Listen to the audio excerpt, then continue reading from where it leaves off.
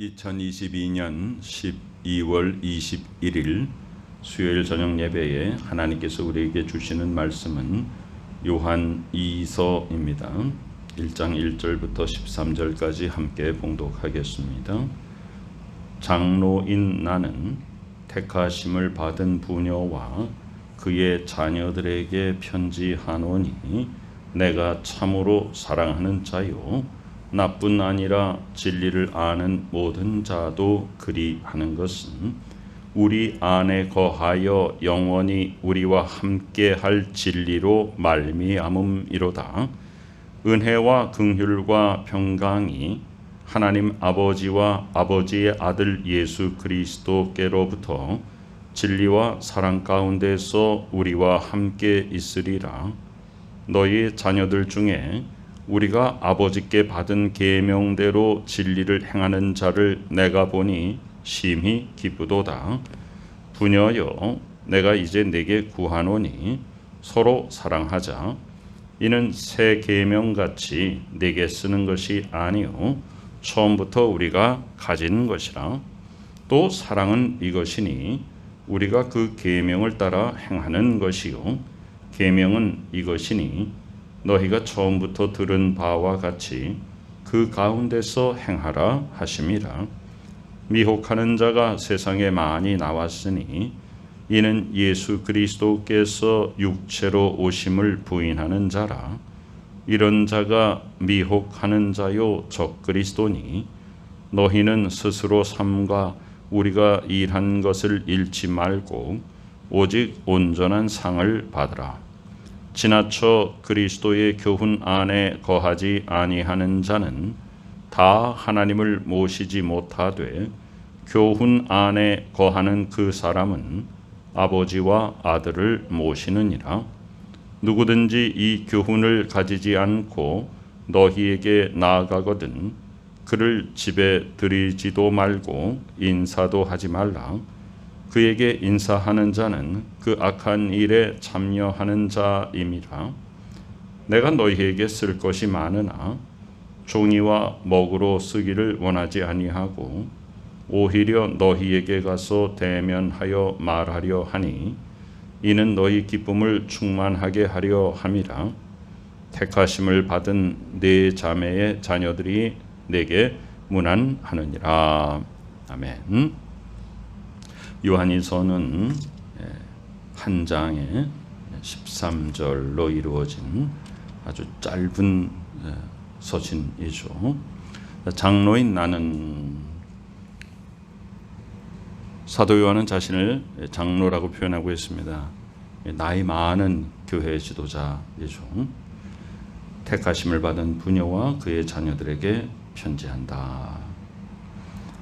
내가 참으로 사랑하는 자요 나뿐 아니라 진리를 아는 모든 자도 그리하는 것은, 사랑하는 것은. 그래서 우리는 요한 2서를 통하여 무엇을 알 수 있는가 하면 이 사도인 요한이 대표로 편지를 쓰는데 누구에게 하는 것인가 하면 여기 이름이 밝혀지지 않은 어떤 부녀와 여성도와 그의 자녀들에게 편지를 쓰고 있는데, 자, 함께 사도 요한과 함께 있는 성도들도 마찬가지로 사랑의 마음을 보냅니다. 그래서 주 안에서 사랑으로 모든 성도가 지금 이 편지를 받는 부녀와 그의 자녀들은 거리가 떨어져 있는 곳에 살고 있고, 지금 나뿐 아니라 진리를 아는 모든 자들도 그리한다라고 하는 그 우리 성도들은 지금 사도 요한과 함께 가까이 있는 것이죠. 그래서 요한이서는 우리가 육신으로 가까이 있으나 혹은 멀리 있으나 다 주 안에서 하나 됩니다 라고 하는 말씀으로 시작하고 있는 것이죠. 자, 우리 안에 거하여 영원히 우리와 함께 할, 자, 주제가 뭐예요? 진리다. 진리로 말미암음이로다. 그러면 요한 2서의 주제가 무엇이냐 하면, 자, 1절에 보면은 내가 참으로 사랑하는 자요, 그러니까 사랑이 나왔죠. 그 다음에 그리하는 것은 사랑을 받아서 표현하는 거죠. 예? 사랑 대신에 그리한다, 뭐 어떻게 한다? 사랑한다 하는 것이에요. 그래서 1절에는 사랑이 나오고요. 그러고 나서 누가 사랑한다고요?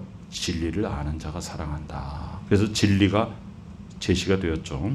2절에 보면 그러면 사랑은 무엇으로 말미암음이냐? 진리로 말미암음이다 그랬어요. 그래서 요한 2서의 주제가 뭐냐면요, 사랑과 진리입니다. 바꿔 말하면 진리와 사랑. 왜냐하면 진리가 바로 사랑을 유발하는 원천이기 때문에 그렇습니다. 또 3절로 보겠습니다. 은혜와 긍휼과 평강의 하나님 아버지와 아버지의 아들 예수 그리스도께서로부터. 하나님은 은혜의 하나님이죠.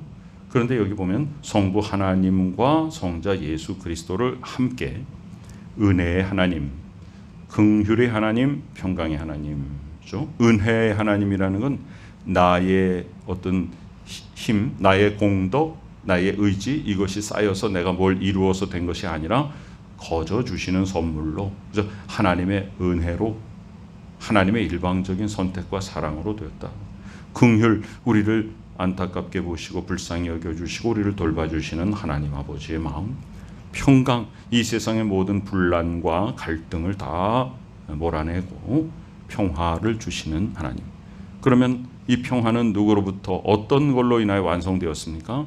바로 요한일서 4장 10절에서 예수 그리스도께서 화목제물로 돌아가셨기 때문에 바로 화목제의 열매가 평강이죠. 그래서 하나님과 우리가 화목하고 또 주 안에서 우리와 우리 간에 화목이 이루어지는 것, 그것이 바로 진정한 평강입니다. 그러한 성부 하나님과 성자 예수 그리스도로부터 우리 가운데 뭐가 임하냐? 뭐가? 진리와 사랑이다. 진리와 사랑 가운데서 우리와 함께 있으리라. 그래서 진리와 사랑이 우리 가운데 무엇을 함께 있게 하느냐면 은혜와 긍휼과 평강을 우리에게 함께 있게 한다. 그래서 요한일서의 주제가 바로 진리와 사랑입니다. 진리와 사랑이 없으면 하나님의 은혜를 우리가 알지도 못하고 하나님의 긍휼을 받지도 못하고 하나님의 평강을 누리지도 못하는 것이죠. 자, 4절에 보니까 너희 자녀들 중에, 그러니까 이 요한일서의 수신자는 바로 택하심을 받은 부녀와 그의 자녀들입니다. 너의 자녀들 중에 우리가 아버지께 받은 계명대로 진리를 행하는 자를 내가 보니 심히 기쁘도다. 사도 요한은 사도가 말씀을 가르치는 자가 가장 기뻐하는 게 뭡니까? 바로 성도들이 사도를 통해서 가르친 말씀대로 행하는 것을 보는 것입니다. 사실은 사도의 소명이 그것이고 사도의 기쁨이 그것이죠. 교역자는 성도들이 말씀대로 행하는 것을 바라볼 때 가장 보람을 느끼고 그것이 사명이고 그것이 교육자의 목적인 것이죠. 부녀여, 내가 이제 네게 구하노니 서로 사랑하자. 이 사도 요한의 요한서신은 사도 요한의 일생에 있어서의 제일 마지막 글이라 그랬죠. 요한계시록보다도 더 나중에 쓰여진 것입니다. 그러니까 요한의 마지막 메시지는 뭐예요? 서로 사랑하자이죠. 이는 새 계명 같이 네게 쓰는 것이 아니요 처음부터 우리가 가진 것이라. 자, 이 말씀 이미 요한 1서에서 나왔던 말씀이죠. 그러니까 이건 새로운 말이 아니라 예수 그리스도께서 이미 우리에게 하신 말씀이다. 예수 그리스도께서 우리에게 명령하신 명령이다. 구약 시대의 여러 가지 조항들을 다 그 많은 율법들을 한마디로 말하면 사랑하자이다. 자, 또 사랑은 이것이니 우리가 그 계명을 따라 행하는 것이요. 자, 오늘 보면 오늘 요한 2서의 주제인 진리와 사랑을 보면 우리가 진리 그러면 상당히 그 관념적인 것으로 여겨지고요. 지식적인 것으로 여겨지죠. 사랑 그러면 또 감성적이고 감상적인 것 이렇게 여겨지지 않습니까? 감성적이고 감상적인 것으로 여겨지는데 이 두 가지가 우리에게 무엇을 가져다 주는 것인가?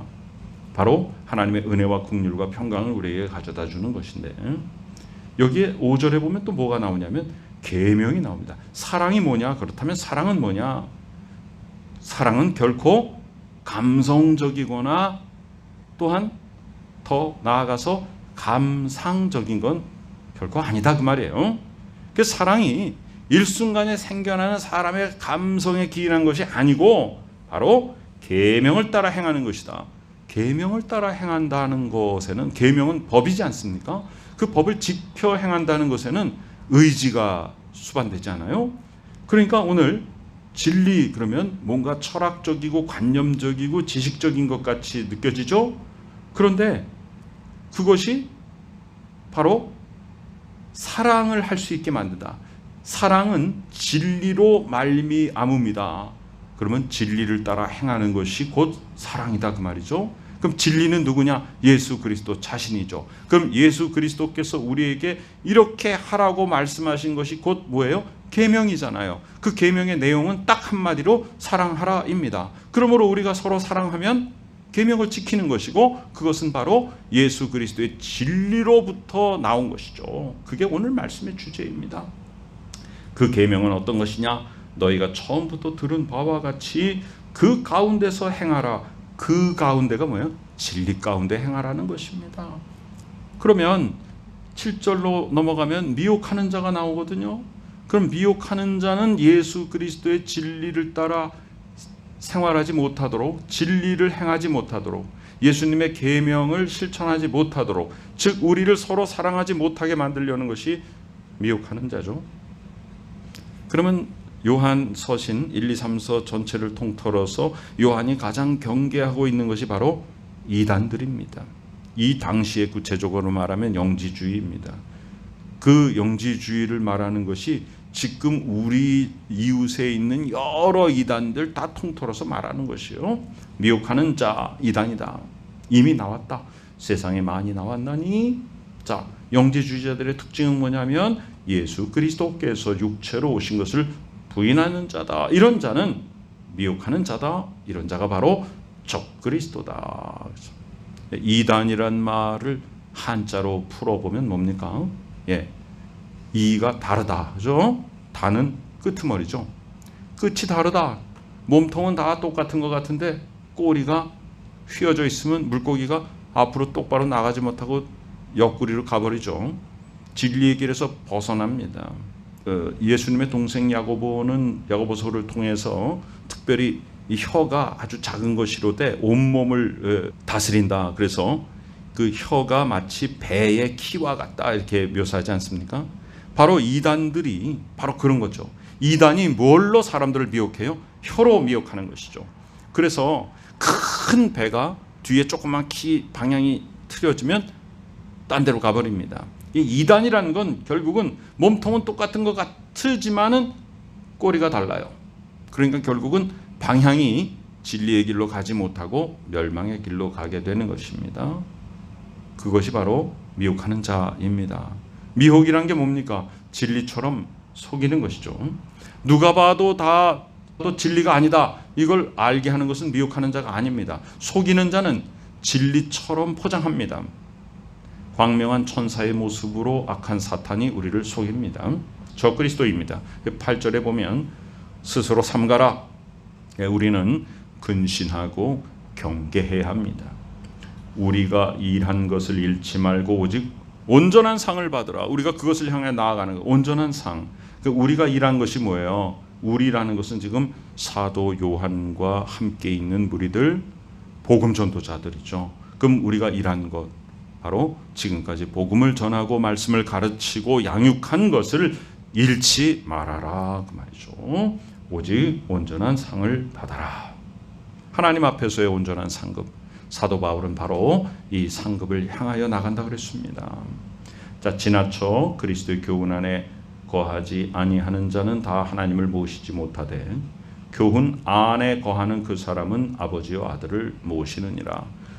하나님의 교훈을 그냥 지나쳐 버리면 안 된다는 것입니다. 하나님의 교훈 안에 거하여야 아버지와 아들을 모시는 자가 되는 것이고, 아버지와 아들 속에 있는 자가 되는 것이고, 아버지와 아들의 말씀 따라 순종하는 자가 되는 것이고, 그것이 바로 하나님 나라의 백성인 것이죠. 하나님 나라의 백성이라는 것은 하나님의 통치권 속에서 순종하며 살아가는 자 아닙니까? 자, 그런데 10절에 보면요, 엄청나게 강력한 메시지가 나옵니다. 누구든지 이 교훈을 가지지 않고 자, 이 교훈이라고 하는 것은 예수 그리스도의 가르침. 예, 구약 성경의 모든 우리가 소위 613가지로 이렇게 말하는 그 교훈, 계명, 그것이 예수 그리스도께서 딱 한마디로 함축해서 사랑하라잖아요. 그래서 사랑하지 않는 자는 예수 그리스도를 알지 못하는 자다. 이미 요한 1서에서 굉장히 장황하게 여러 차례 반복해서 많이 선포하였었죠. 이 교훈을 가지지 않고, 진리의 교훈을 가지지 않고 사랑을 실천하지 않는다면 예수의 교훈을 모르는 것이다. 그를 집에 들이지도 말고 인사하지도 말라. 좀 더 요약해서 말하면 이단들을 집에 들이지도 말고 이단에게는 인사도 하지 말아라. 아주 강력하게 말합니다. 자, 왜 그러는가? 이단은 속이는 무리들이기 때문에 접촉을 하면 접촉을 할수록 속이는 무리들에게는 우리가 굉장히 미혹에 빠질 염려가 있단 말이에요. 그러니까 차단해야죠. 그래서 시편 1편은 어떻게 하는 거예요? 가지도 말고 서지도 말고 앉지도 말라 그랬잖아요. 그냥 지나가겠다. 그 앉을 가능성을 왜 두고 거기를 왜 지나갑니까? 그냥 앉아서 구경만 하겠다. 그렇지 않는 것입니다. 그냥 부정한 것에 빠져버리는 것이죠. 11절에는 더 강력하게 말합니다. 그에게 인사하는 자, 비진리를 가진 자, 적그리스도 이단들에게 인사하는 자는 그 악한 일에 참여하는 자다. 아예 교제하지 마라. 상종하지 말라. 사도 바울은 그의 또 하나의 영적인 아들 디도에게 쓰는 편지에 뭐라고 말합니까? 디도서 3장 10절에 이단에 속한 사람을 한두 번 훈계한 후에 멀리하라. 이러한 사람은 내가 아는 바와 같이 부패하여 스스로 정죄한 자로서 죄를 짓느니라. 그랬으니 이단에 속한 자를 안타깝게 여겨서 한두 번 훈계는 하지만 그러나 더 그를 접촉하지 말아라. 멀리하라. 그랬단 말이에요. 사도 요한도 그렇게 말했고 오늘 사도 요한은 굉장히 강력하게 말했죠. 사도 바울도 그렇게 말했고요. 그러니까 우리가 성경을 종합하면 어떻게 해요? 비진리와는 함께하지 말아라 그랬죠. 마지막으로 인사합니다. 내가 너희에게 쓸 것이 많으나 종이와 먹으로 쓰기를 원하지 아니하고 오히려 너희에게 가서 대면하여 말하려 한다. 이는 너희 기쁨을 충만하게 하려 함이라. 옛날에는 교통이나 통신이 발달하지 않아서 우리가 지금 지도상에서 별로 멀어 보이지 않는 거리들을 가려고 해도 굉장히 시간이 많이 걸렸죠. 그래서 편지, 이 서신을 통해서 이 사랑의 메시지를 전하지만은 직접 가서 대면하며 얼굴을 보면서 그 기쁨을 충만하게 하려는 소망을 보여주고 있습니다. 그래서 우리에게 지금 무엇이에요? 우리는 지금 굉장히 발달한 통신, 교통 시대를 살고 있지 않습니까? 그래서 많은 사람들이 요즘 소위 SNS로 문자 메시지나 이런 매체를 통해서 막 소통을 합니다만은 사실 결국 가장 큰 기쁨은 뭐예요? 사람과 사람이 만나서 하나님의 말씀을 나누고 서로 위하여 기도하고 위로하고 서로 축복하는 것이지 않습니까? 성도의 교제, 교육자와 성도의 교제, 성도 간의 교제 참 중요한 것입니다. 그래서 요즘 또 코로나 바이러스 때문에 우리가 영어로 접촉하면 컨택한다 그러죠. 근데 접촉 안 하니까 언택트라는 말이 생겨났지 않습니까? 비접촉 사회가 되어버렸습니다. 그럴 때 우리가 소망하는 건 뭐예요? 더욱더 모이기를 힘쓰는 것입니다. 그래서 우리에게 은혜가 넘치고 우리가 혼자 기도하는 것보다 함께 모여서 힘을 합쳐서 합심하여 기도하고 우리가 어떤 매체를 통해서 전하는 것보다 우리가 서로 만나서 서로 사랑을 눈빛으로 전하고 서로 위로하고 축복하는 것이 얼마나 중요한 시대인지 모릅니다. 택하심을 받은 네 자매 자녀들이 내게 문안하느니라 하면서 그 요한과 함께 있는 어떤 가정의 그 성도들이 당신에게 함께 나와 같이 인사를 전합니다. 이것으로 마지막을 마무리하고 있죠.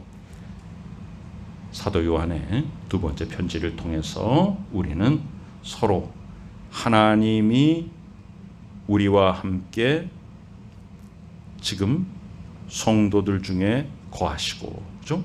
하나님은 우선적으로는 내 안에, 내 개인 안에 거하시고, 그 다음에 우리 안에 거하시는 거잖아요. 각자 성도 안에 개인적으로 다 하나님이 거하시니까 우리는 한 하나님을 섬기는 자녀들로서 한 분 성령께서 우리의 마음을 하나 되게 하여 주셔서, 그래서 서로 만나고 서로 합심하여 기도하고 서로 사랑하고 서로 위로하고 서로 축복하는 믿음의 공동체가 되라고 하나님께서 우리에게 이 귀한 말씀을 오늘 주셨습니다. 말씀을 따라 순종하여 바로 진리가 사랑을 낳고 그 사랑하는 것이 바로 예수 그리스도의 계명을 지켜 행하는 것임을 잊지 말고, 온갖 혼란한 이단 사설들이 지금 횡행하는 이 세상 속에서 결코 미혹에 빠지지 말고 말씀의 진리 가운데 든든히 바로 서서 하나님 아버지를 기쁘게 해드리신 복된 믿음의 권속들, 아름다운 신앙의 공동체를 세워나가는 우리 모두가 되시기를 간절히 축원합니다. 아멘. 아버지 하나님의 은혜 감사드립니다. 주의 말씀으로 하나 된 저희들입니다. 성령의 충만함으로 하나 된 저희들입니다. 예수 그리스도의 십자가와 부활로 하나 된 저희들입니다. 예수 그리스도의 계명 말씀을 따라 행하여 서로 사랑하게 하여 주시며 진리를 따라 행하게 하여 주시며 하나님의 은혜 가운데 거하는 복된 저희들 되게 하여 주심 감사드립니다. 지금은 우리 구주 예수 그리스도의 귀하신 은혜와 하나님 아버지 크신 사랑하심과 성령님의 놀라운 역사, 은혜 충만 감동하심이 이 시간에 사랑의 메시지를 듣고 그 말씀대로 순종하여서 서로 사랑하는 믿음의 식구들의 머리 위에 지금부터 영원까지 함께 계시옵기를 간절히 축원하옵나이다. 아멘.